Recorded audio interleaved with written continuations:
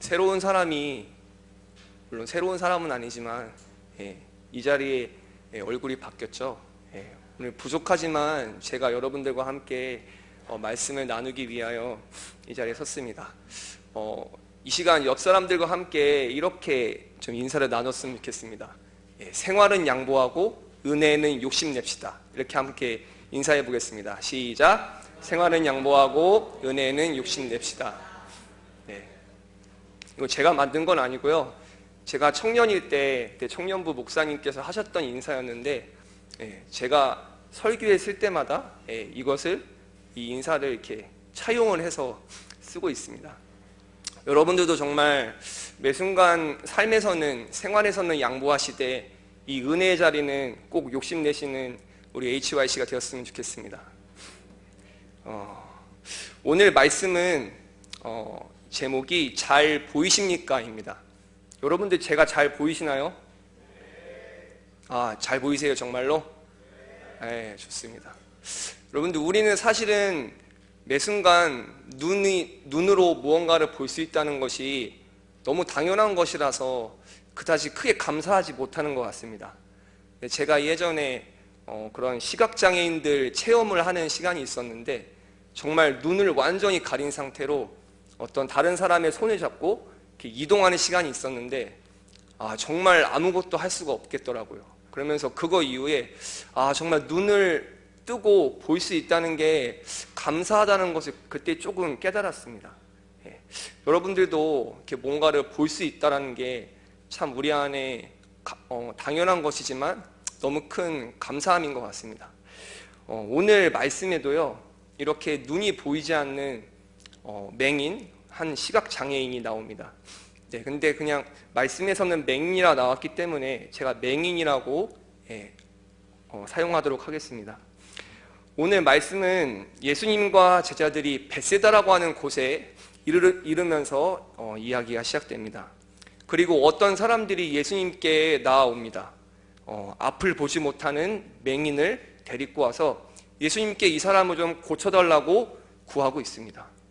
아마도 이전에 예수님께서 귀신 들린 사람, 병에 걸린 사람, 또한 장애를 가진 사람을 고쳐주셨다는 사실을, 그 소식을 어디선가 들었나 봅니다. 그렇기 때문에 이 사람들도 자기 친구인 맹인이 정말 예수님께서 그 사람에게 손만 대주시기만 해도 나을 것이라는 기대감을 가지고 아마 나왔던 것 같습니다. 이 사람들의 기대와 같이 예수님은 이 맹인의 손을 붙잡으십니다. 그리고 이 사람을 일으키시고 이 사람의 손을 잡고 마을 밖으로 나갑니다. 사람들이 별로 다니지 않는 한적한 곳으로 가셔서 이 사람과 은밀한 곳 가운데 임하십니다. 그리고 이제 치료가 시작됩니다. 예수님은 이 당시 일반적으로 행해졌던 치료 방법인 침을 눈에다가 바르십니다. 그리고 그의 머리에 안수를 하셨습니다.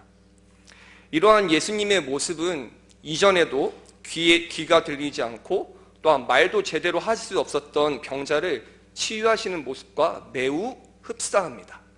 그래서 아마 치료를 받고 있는 맹인이나 지금 말씀을 읽고 있는 우리도 당연히 이 맹인이 치료가 될 거라고 생각할 겁니다. 그런데 우리가 본문의 이야기를 읽어보니 그 분위기가 조금 다르게 흘러가는 것 같습니다. 예수님께서 맹인에게 무엇이 보이느냐 이렇게 물어보니 이 맹인의 대답이 이전에 고침을 받았던 병자들과 그 대답이 조금 많이 달랐던 것 같습니다. 맹인의 대답은 이렇습니다. 자, 우리 오늘 말씀인데요, PPT 나오죠? 우리 다 같이 한번 읽어볼까요? 시작. 쳐다보며 이르되 사람들이 보이나이다. 나무 같은 것들이 걸어가는 것을 보나이다 하거늘. 여러분들 어떠세요? 지금 맹인이 이 치유가 눈이 잘 보이는 것 같으신가요? 뭔가 눈이 보이긴 하는 것 같은데 뭔가 좀 뿌옇게 보이는지 이 사람의 모습이 나무처럼 그 형체만 보이는 것 같습니다. 아무래도 치유가 완전히 이루어진 것 같지는 않습니다. 제가 주중에 학교에서요, 도서관에 있었습니다. 원래 공부를 열심히 하는 사람은 아닌데 요즘 과제도 많고 또 이번 주에 설교 준비 때문에 도서관에 있었습니다. 이제 점심 먹고 오후에 있다 보니까 되게 졸리더라고요. 그래서 잠을 청했습니다. 근데 도서관이다 보니까 누워서 잘 수가 없잖아요. 그래서 이렇게 손을 이렇게 포개고 이렇게 엎드려서 잤습니다. 그렇게 한 30분 자고 일어났는데요. 이렇게 눈을 떴는데 이렇게 눈이 좀 이렇게 뿌옇게 보이는 거예요. 그래서 그냥 뭐 조금 있으면 괜찮게 보이겠지 했는데 5분이 지나고 10분이 지나도 계속 뿌옇게 보이는 거예요. 사람들을 봐도 이렇게 얼굴은 보이는데 눈, 코, 입이 보이지 않고 이렇게 책을 보는데도 글씨가 보이지가 않는 겁니다. 그래서 이거 도대체 뭐지? 왜 이러지? 이거 하나님이 이거 말씀 준비하는데 맹인의 마음을 좀 이해해 보라고 이런 경험을 하게 해주시는 건가? 막 이런 별의별 생각까지 들었습니다. 좀 무서운 생각도 들었어요. 근데 다행히 한 30분 지나니까 다시 좀 시력이 좀 돌아온 것 같았습니다. 정말 그 전까지는 눈을 떠도 사람들의 얼굴을 봐도 눈, 코, 입이 잘 보이지 않고 그 책을 봐도 글씨가 보이지 않았는데 아무래도 맹인도 지금 상태가 좀 저랑 비슷했던 것 같습니다. 근데 여기서 우리는 한 가지 질문을 던져볼 수 있습니다.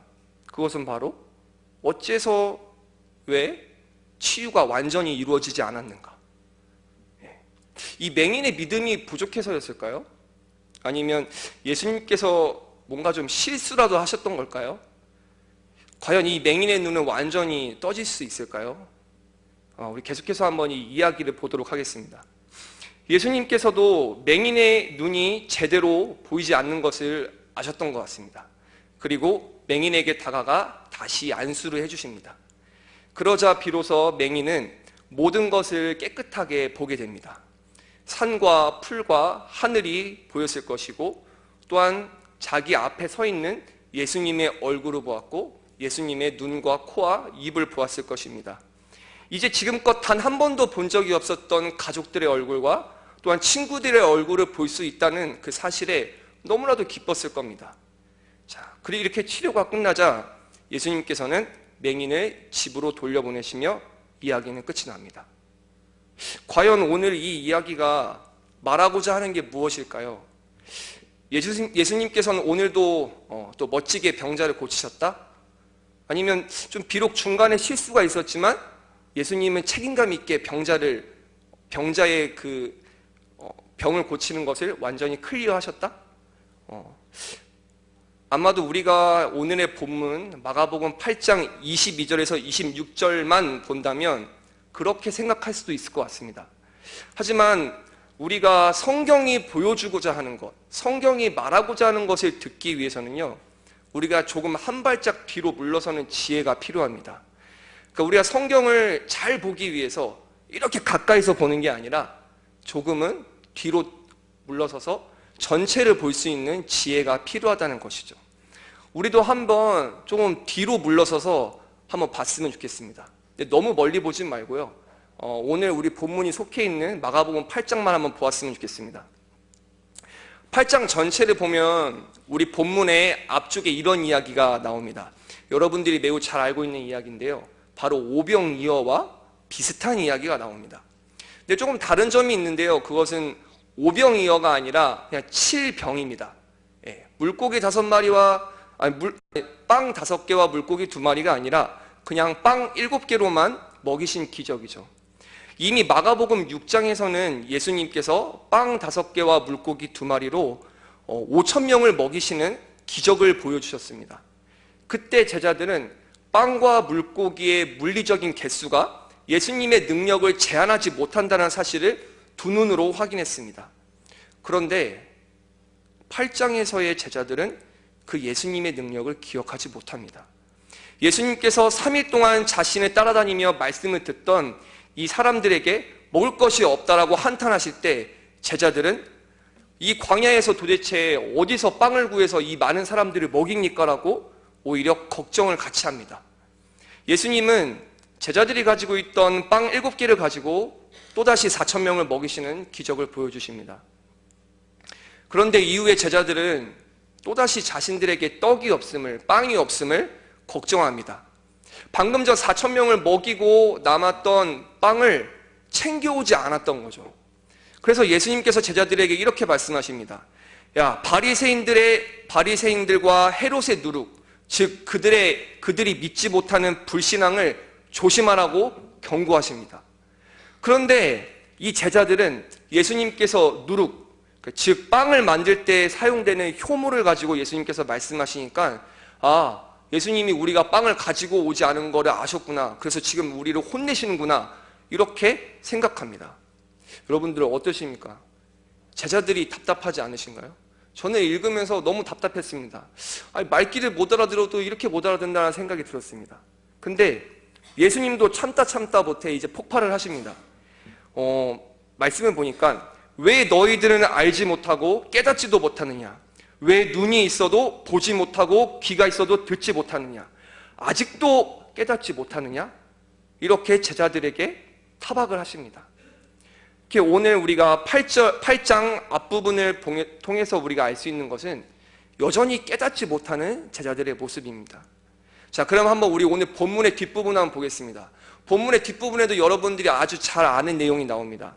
바로 베드로가 예수님께 했던 그 유명한 고백에 대한 이야기죠. 예수님께서 제자들에게, 얘들아, 사람들이 나에 대해서 뭐라고 말하니? 이렇게 하고 물어보시자 제자들이 예수님 누구누구라고 합니다, 누구누구라고 합니다, 이렇게 대답을 하자 예수님이, 그러면 너희는 나를 누구라고 생각하느냐라고 물어보십니다. 그러자 제자들 중에 한 명인 베드로가 탁 하고 그 자리에서 일어나면서, 베드로가 주는 그리스도이십니다 라고 고백합니다. 여러분들, 그리스도가 무슨 뜻인지 아신가요?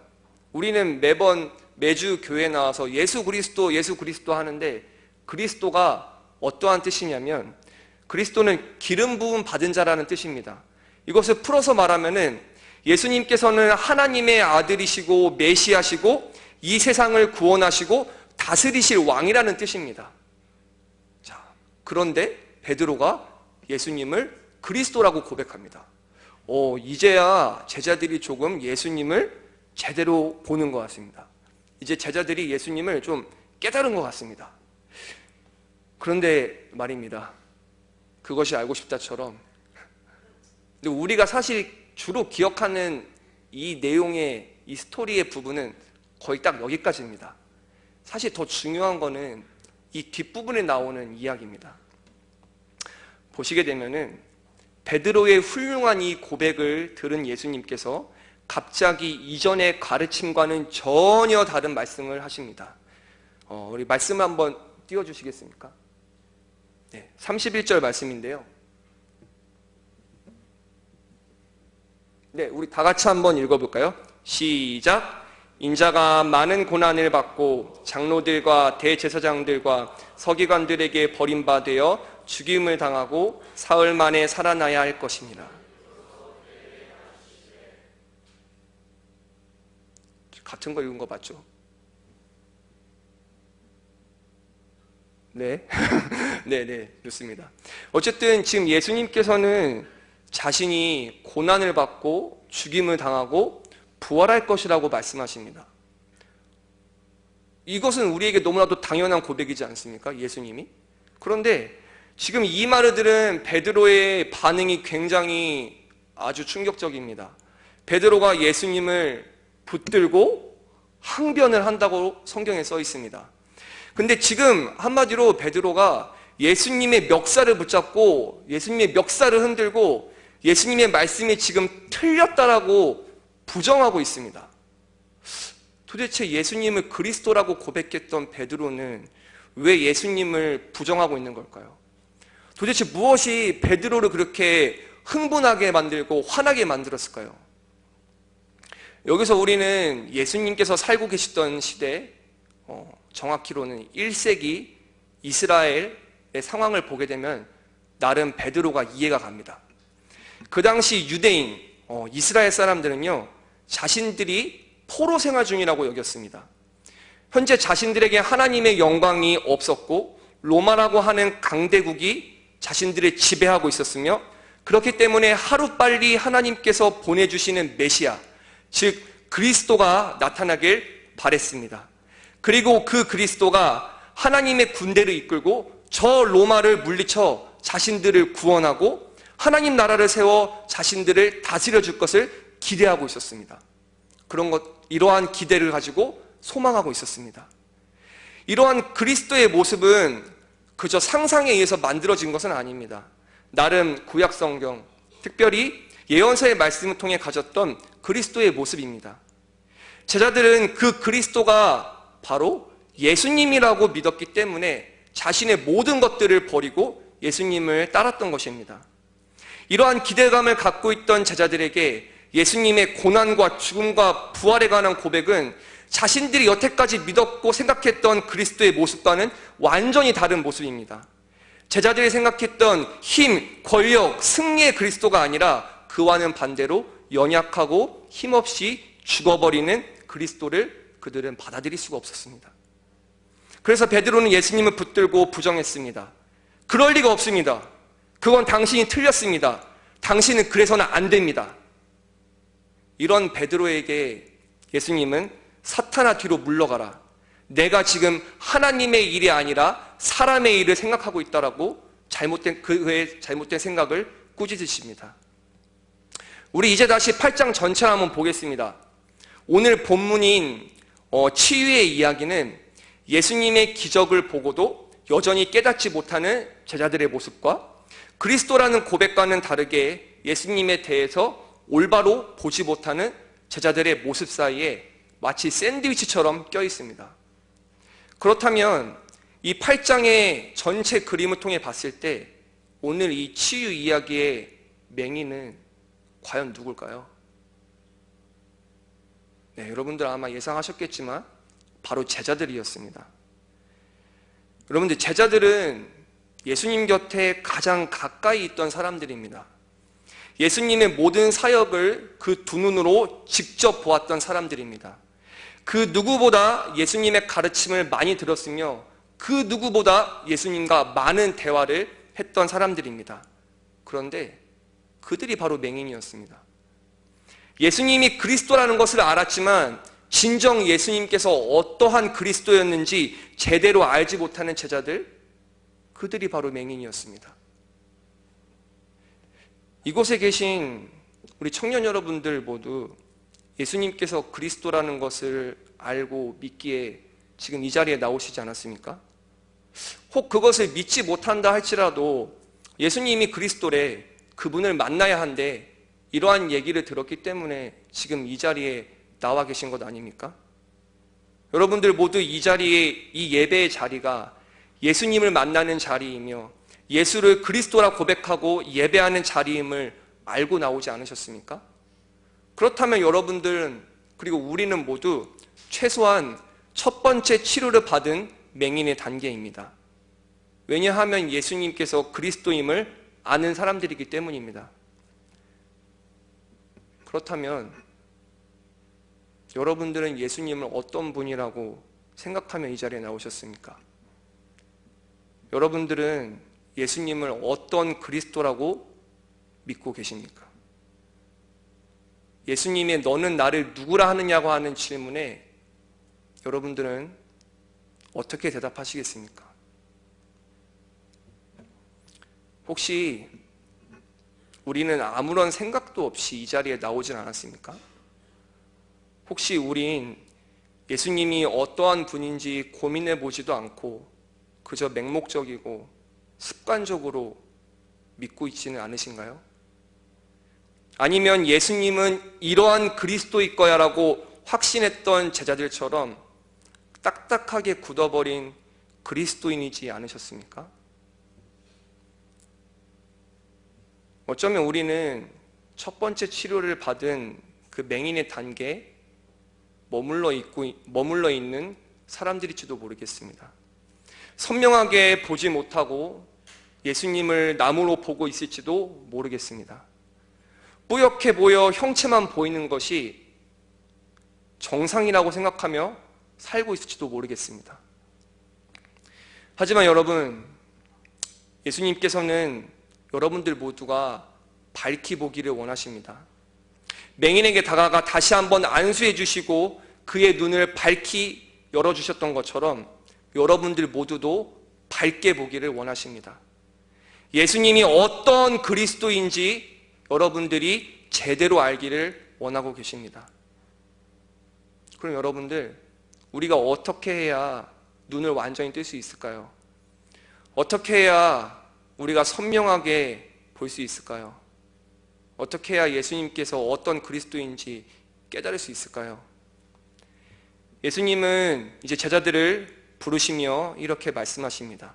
우리 34절 말씀인데요, 우리 다 같이 한번 읽어보도록 하겠습니다. 시작. 무리와 제자들을 불러 이르되 누구든지 나를 따라 오려거든 자기를 부인하고 자기 십자가를 지고 나를 따를 것이니라. 아멘. 예수님은 제자들을 십자가의 길로 초대하십니다. 그들의 생각과는 다른, 그들이 아니라며 부인하는, 그들이 가길 두려워했던 그 길, 바로 십자가의 길로 초대하십니다. 왜 그렇습니까? 그 죽음의 길이 생명을 맺기 때문입니다. 그 희생의 길이 구원을 이루기 때문입니다. 그 사랑의 길이 하나님의 나라를 이루기 때문입니다. 그리고 예수님께서 먼저 그 길을 걸어가셨습니다. 죽음으로 생명을 얻는다는 이 이해되지도 않는 그 길로 예수님은 먼저 걸어가셨습니다. 그리고 이제 제자들을, 그리고 이곳에 앉아 계신 여러분들을 향해 그 길로 초대하십니다. 예수님께서 여러분들을 초대하시는 그 십자가의 길은 어디입니까? 여러분들이 죽어야 하는 곳은 어디입니까? 여러분이 사랑해야 하는 곳은 어디입니까? 여러분이 희생해야 하는 곳은 어디입니까? 여러분이 닫힌 문을 열어야 하는 곳은 어디입니까? 우리가 그곳으로 나아갈 때 우리는 예수님이 진정 어떤 분인지 볼 수 있습니다. 오늘 우리는 눈을 뜨고 복원해 있지만 제대로 보지 못하는 맹인과 제자들이 바로 우리 자신이었음을 알았습니다. 예수님께서는 이러한 우리가 밝히 보게 되길 원하신다는 것을 우리는 알았습니다. 그래서 자신이 걸어가셨던 십자가의 길로 우리를 초대하신다는 것을 우리는 알았습니다. 그리고 그 길로 걸어갈 때 그곳에서 예수 그리스도를 선명하게 볼 수 있음을 우리는 알았습니다. 이제 우리에게 필요한 것은 무엇일까요? 그것은 우리가 초대받은 그 십자가의 길로 가고자 하는 마음입니다. 그 길을 향한 거리낌과 두려움을 내려놓을 수 있는 엎드림이 필요합니다. 그 길을 향한 작은 발걸음에 용기가 필요합니다. 그리고 그 길에서 예수님을 볼 수 있다라는 믿음이 필요합니다. 이제 오늘 설교의 제목을 바꾸면서 설교를 마무리하고자 합니다. 오늘 설교 제목은 잘 보이십니까? 입니다. 그렇지만 저는 마지막에 여러분들에게 이렇게 질문하고 싶습니다. 여러분들 잘 보게 되길 원하십니까? 예수님을 더 알기를 원하십니까? 우리 이 시간 같이 함께 찬양하시면서 함께 좀 기도하는 시간을 가졌으면 좋겠습니다. 주님을 보게 하소서라는 찬양인데요, 여러분들 아마 각자의 마음 상태가 다 다를 겁니다. 신앙 상태도 다를 것이고, 하지만 사실 그런 건 중요하지 않습니다. 중요한 것은 예수님께서 이곳에 계신 여러분들 모두를 초대하신다는 사실입니다. 예수님께서 이곳에 계신 여러분들 모두를 만나기 원하시고 보길 원하신다는 사실입니다. 이제 여러분들이 그 주님을 만나기 원한다고, 보기 원한다고 고백하고 담대하게 그 한 걸음 한 걸음을 내딛으실 때, 그때 주님을 우리는 볼 수 있을 것이라 믿습니다. 우리 시간 함께 찬양하시면서 또한 가사를 묵상하시면서 함께 나가도록 하겠습니다.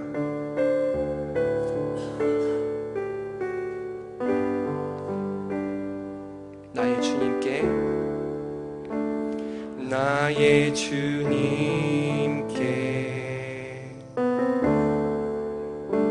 찬양 드리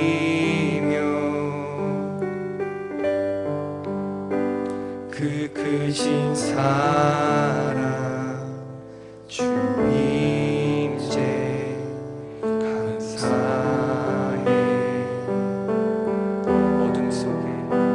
어둠 속에 찾아오셔서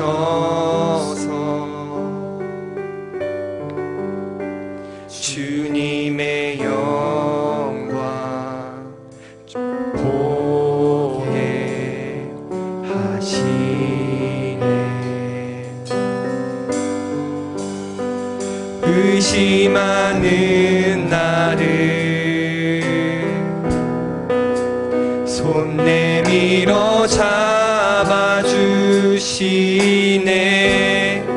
두려운 맘 내려놓고 주 바라봅니다.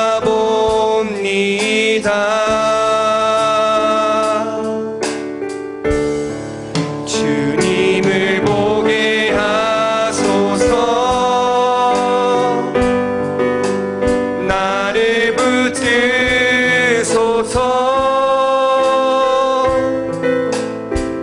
내 뜻과 내 생각 내려놓고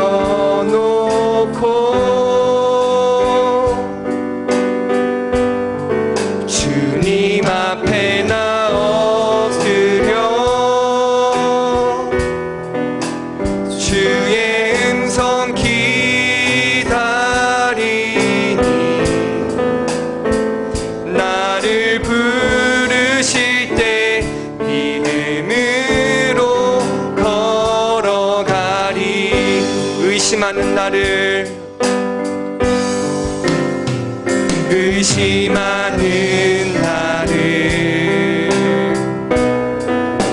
손 내밀어 잡아주시네. 두려운 맘 내려놓고 주 바라봅니다.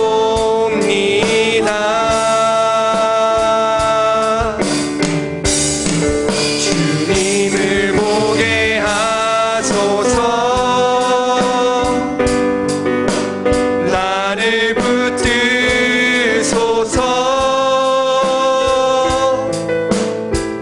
내 뜻과 내 생각 내려놓고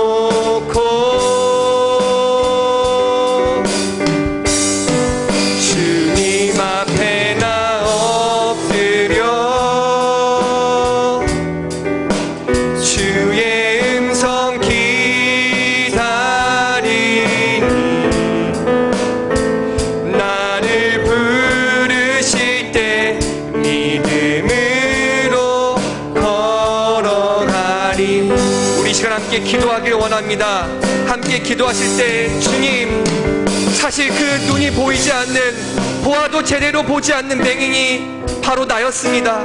주님, 그곳 가운데 내가 이제 깨달았습니다. 내가 이제 주님을 제대로 봐야 함을, 주님이 어떤 그리스도임을 내가 알아야 함을, 그리고 그 길로 지금 주님께서 나를 초대하시고 계시다는 그 사실을 내가 이제 알았습니다. 주님, 내가 이제 그 길로 담대히 걸어가길 원합니다.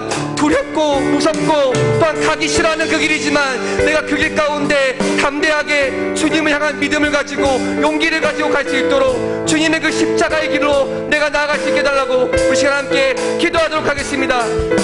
사랑이 많으신 하나님 아버지, 감사합니다. 하나님, 이 시간을 통하여서 이제 깨달았습니다. 내가 다 보는 것 같았지만, 내가 다 아는 것 같았지만, 하나님, 하지만 그것은 보는 것이 아니었습니다. 하나님, 그것은 내가 완전히 뜨지 못한 나의 모습이었습니다. 주님, 이제 정말 주님께서 제자들을 깨우치게 하셨던 것처럼 이 시간 내가 이제 돌이키기 원합니다. 이제 내가 다시 한번 주님을 향하여 그 발걸음 내딛기 원합니다. 하나님, 이 시간 우리의 눈을 떠주시옵소서. 우리 이 시간 가운데 십자가로 초대하시는 주님 앞에 정말 우리가 그 길을 담대히 나갈 수 있도록 주님 도와주시고 붙들어 주옵소서. 그 길이 무엇인지 내가 깨닫게 하여 주옵시고, 특별히 아버지, 정말 우리의 사순절의 기간 동안 하나님 정말 그저 십자가만을 묵상하는 것이 아니라 우리가 그 십자가의 길로 걸어갈 수 있는 내가 될 수 있게 달라고, 우리의 이치와 시간 될 수 있게 달라고 하나님 언제 함께하여 주시옵소서. 우리들의 마음, 우리의 믿음, 우리의 모든 것들을 주님 지켜주옵시고 우리 가운데 오늘 함께하여 주시옵소서. 주님 부탁 원합니다.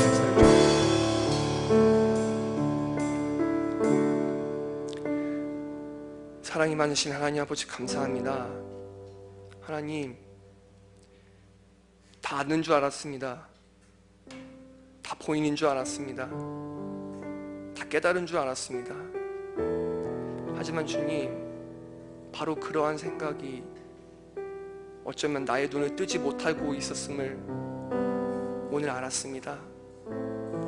하나님, 우리가 하나님을 그저 이 교회에 일주일에 한 번 잠깐 이 자리에 나오는 것만으로 나의 신앙이 성장한다는 것이 아니라, 내 스스로가 만족하는 신앙생활이 아니라, 주님, 지금 이 시간에도 나를 초대하시는 주님의 그 손짓 앞에 내가 담대히 걸어갈 수 있도록,